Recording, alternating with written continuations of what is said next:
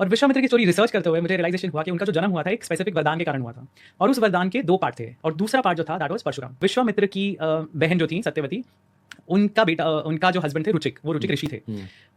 उन्होंने एक पोशन बनाया, एक मैजिकल पोशन बनाया, जो उन्होंने 2 हिस्सों में बांटा। एक उन्होंने अपनी वाइफ को दिया और एक अपनी सास को दिया। कि जो राजा थे सत्यवती के पिता गांधी, उनके कोई संतान नहीं थी, तो बेटी की उनकी शादी हो गई ऋषि से, तो अब सिंहासन पे कौन बैठेगा? तो उन्होंने एक पोशन बना के आधा आधा बांट दिया, और ये दोनों लेडीज ने एक्सचेंज कर दिया अपना अपना portion for some reason. Okay, so exchange करने के कारण उन्हें ये पता नहीं था कि रुचिक ने दोनों पोर्शंस में अलग अलग क्वालिटीज के कैरेक्टर्स डाले हैं।